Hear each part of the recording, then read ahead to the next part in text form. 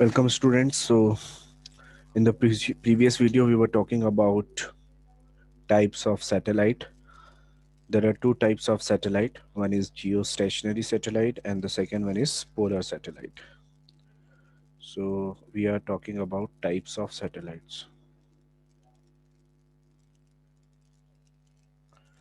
First is geostationary satellite, which we have already discussed in the previous video. And the second type of satellite that we are going to discuss in this video is polar satellite. Okay, so the second one we'll discuss, that is polar satellite.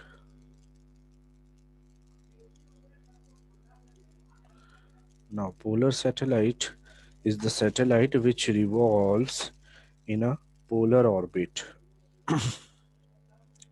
So this type of satellite revolves in a polar orbit around the Earth. It revolves in polar orbit around the Earth.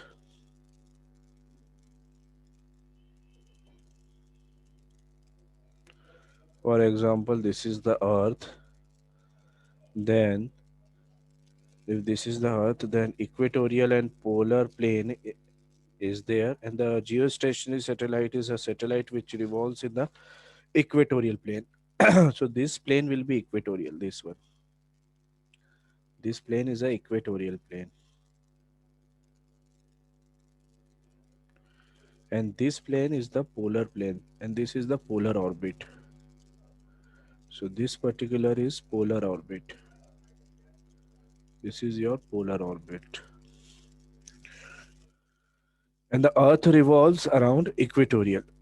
So if I draw the shape of the Earth, for example, if this is the Earth and this is the axis of rotation of Earth, then the Earth revolves around this. So this is the rotation of the Earth.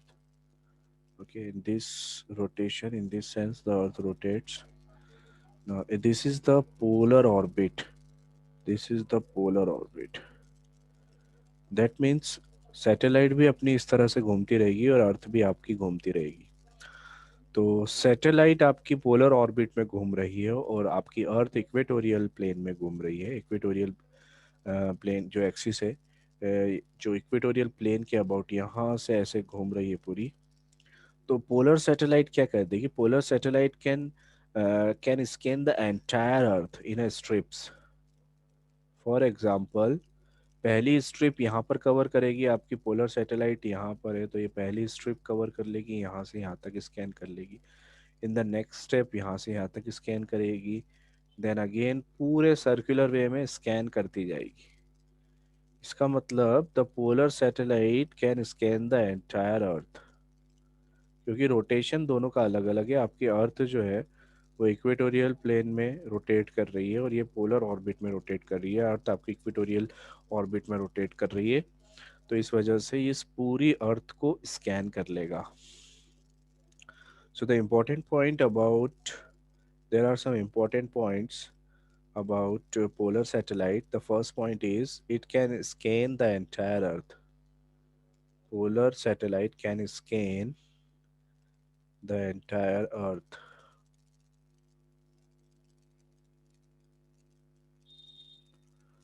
And the height of the satellite is not too far away from the surface of the Earth.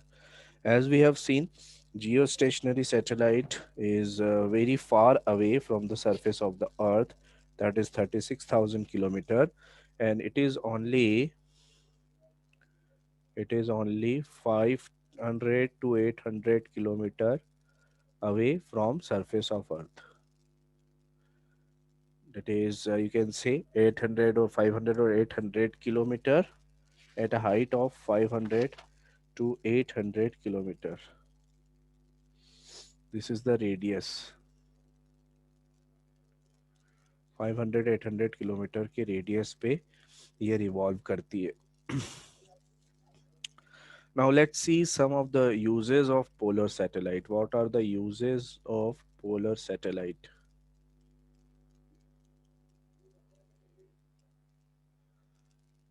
The first use of the polar satellite is, as it can scan the entire earth, so it will be better if we use as a for weather forecasting. Okay, so it is used in weather forecasting. Jio stationery satellite को भी weather forecasting के लिए use करते हैं, लेकिन वो आपके सिर्फ पर्टिकुलर कंट्री के सामने है तो वहीं के बारे में बात बता पाएगा। लेकिन पोलर सैटेलाइट आपको पूरे एंटायर अर्थ का एनालिसिस करके ज़्यादा अच्छे से वेदर फोरकास्टिंग बता सकता है। तो weather forecasting will be much better in polar satellite. Second one, for it can be used for spying work of military, spying work for military, जासूसी करने के लिए कि कहाँ पर क्या चल रहा है, ताकि ये पूरी, क्योंकि पूरी वर्ल्ड को स्कैन कर सकता है, तो स्पाइंग वर्क के लिए यूज़ किया जाता है। Okay, and they are also use for studying of moon, Venus, Mars, etc. Studying moons, moon, Mars, etc. उसकी स्टडीज के लिए भी, अदर प्लैनेट्स की स्टडीज के लिए भी हम पोलर सैटेलाइट का यूज करते हैं। तो this was about polar satellite. तो हमारी दो तरह की सैटेलाइट दोनों कवर हो गई। First one was Jio stationery satellite, वो भी हमने देख लिया, और सेकंड है हमारा पोलर सैटेलाइट जो हमने डिस्कस करी। Now the last topic of this chapter is weightlessness. Will discuss about this weightlessness. Weightlessness, हमें वेट कब फील होता है? For example, if we are standing on a floor, जब हम फ्लोर पे खड़े होते हैं तो फ्लोर पे हमारा वेट नीचे की तरफ लगता है mg। हमारा वेट नीचे लग रहा है, लेकिन वो mg हमें फील कब होता है? वो फील जब होता है जब फ्लोर हमें नीचे नहीं जाने देता, और फ्लोर आपका equal and opposite normal reaction force लगाता है, नॉर्मल रिएक्शन, और ये नॉर्मल रिएक्शन फोर्स आपके एमजी के बराबर होता है, तो आपको वेट फील होता है। अगर ये नॉर्मल रिएक्शन लगना बंद हो जाए तो आपको अपना वेट फील ही नहीं होगा कि मेरा कोई वेट है। ठीक है, तो दैट स्टेट, जब नॉर्मल रिएक्शन, आपका फ्लोर नॉर्मल रिएक्शन लगाना बंद कर दे, तो that state is called weightlessness. So I am writing the definition of weightlessness. A body is said to be in a state of weightlessness. A body is said to be in a state of weightlessness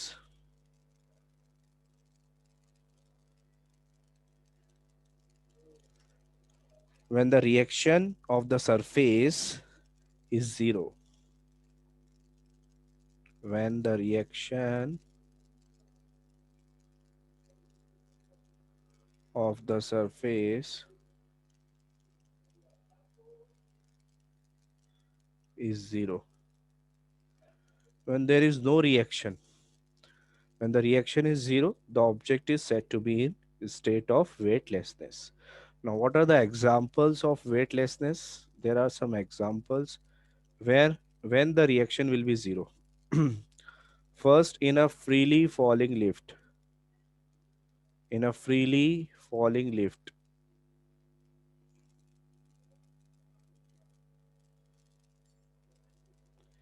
Freely falling lift. For example, lift अगर रुकी हुई है, ये आपकी lift है, जब ये lift रुकी हुई रहती है तो आपका जो वजन है वो नीचे mg है, और लिफ्ट आपके ऊपर एक नॉर्मल रिएक्शन देती है। लेकिन जब लिफ्ट खुद फ्री फॉल करेगी और लिफ्ट के अंदर जो बंदा है वो भी फ्री फॉल करेगा, तो उस केस में क्या होगा आपका? उस केस में आपकी लिफ्ट जो है वो नीचे जा रही है विथ एक्सीलरेशन जी।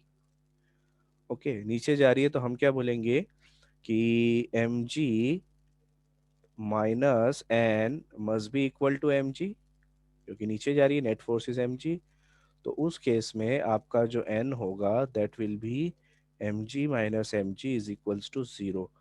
तो नॉर्मल रिएक्शन फोर्स कितना हो गया? Zero. In that case you will feel कि आपका कोई वेट ही नहीं है। जब भी आप फ्रीली फॉलिंग होते हैं तो फ्रीली फॉलिंग के केस में आपको वेटलेसनेस फील होता है क्योंकि वहां पर नॉर्मल रिएक्शन नहीं लगता है। तो this is the first case. Second case, जब आपको वेटलेसनेस फील होता है inside a space craft, inside a space craft. Now the space craft is revolving around the earth. For example ये आपका अर्थ है और आपका ये स्पेस क्राफ्ट है जो अर्थ के चारों तरफ चक्कर लगा रहा है। ठीक है, now we know there is a force towards the centre जिसकी वजह से वो सर्कल की तरफ घूम रहा है। तो वो फोर्स कहाँ से मिलेगा आपको? अगर एक एस्ट्रोनॉट है इसके अंदर बैठा हुआ तो उस पर नॉर्मल रिएक्शन फोर्स लग रहा है। ठीक है, नॉर्मल रिएक्शन फोर्स उसके ऊपर लग रहा है। अब ये नॉर्मल रिएक्शन फोर्स कितना होगा? एक तो तीन तरह के, अगर इस एस्ट्रोनॉट की बात करूं मैं, जो एस्ट्रोनॉट स्पेसशिप के अंदर है, तो उस पर एक तो फोर्स लग रहा है ग्रेविटेशनल फोर्स। तो ये ग्रेविटेशनल फोर्स लग रहा है स्पेसक्राफ्ट में। एक दूसरा लगेगा रिएक्शन फोर्स जो अपोजिट डायरेक्शन में रहेगा उस पर्सन, आपका जो भी एस्ट्रोनॉट है स्पेसक्राफ्ट के अंदर, उस पे अपोजिट डायरेक्शन में रिएक्शन फोर्स लगेगा। और इन दोनों का resultant there must be towards the centre which is centripetal force. ठीक है, तो वी कैन से कि gravitational force minus R must be equal to M into A must be centripetal force, that is the resultant that must be जो A is the acceleration due to gravity जिसकी तरह से वो खिंचाएगा, तो ए को आप जी भी लिख सकते हैं। तो यहाँ पर अगर नेट फोर्स लग रहा है एम जी, तो M G is playing the role of centripetal force. तो we can say that F G minus R is equals to M G. F G कितना होता है? G M M upon R square, where r is the radius of this particular radius, जिस radius में ये orbit कर रहा है वो r, minus R is equals to M. और g की वैल्यू क्या होती है? G M upon R square. ठीक है, इस केस में आप सॉल्व करेंगे तो ये r की वैल्यू आ गई आपकी 0। तो in this case also the weightlessness will be field. Third case, eight the center of the earth, centre पे ग्रेविटी विल बी 0। तो ग्रेविटी नहीं है तो रिएक्शन फोर्स, आप एक्शन ही नहीं लेगा तो रिएक्शन का तो सवाल ही नहीं उठता। तो at the center of the earth you will feel इस वेटलेसनेस। ठीक है, problems due to weightlessness, weightlessness की वजह से प्रॉब्लम्स क्या होती है? Problems due to weightlessness.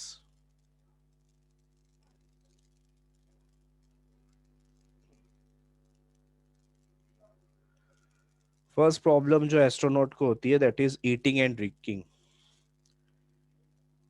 Eating and drinking की प्रॉब्लम होती है क्योंकि नॉर्मली आपका वहाँ पर रिएक्शन मिल नहीं रहा है। तो ईटिंग और ड्रिंकिंग के लिए वहाँ पर आपको दिक्कत आती है। ठीक है, और सेकेंड प्रॉब्लम अगर हम कहें तो वॉकिंग की भी एक बड़ी प्रॉब्लम रहती है एस्ट्रोनॉट को, वॉकिंग भी डिफिकल्ट हो जाता है। और तीसरा, सिंपल पेंडुलम अगर अपन एक्सपेरिमेंट करें तो उसके लिए टाइम पीरियड नहीं निकाला जा सकता क्योंकि टाइम पीरियड का फॉर्मूला क्या होता है? 2 pi under root L by G. तो यहाँ पर जी इफेक्टिव 0 हो जाता है तो time period will become infinite. तो simple pendulum can not be performed in case of weightlessness. Okay, so this was the chapter gravitation. We have finished the chapter gravitation. Okay, so gravitation chapter हमने videos में complete किया है. Now will I will take your doubts on the Google Meets. Thank you.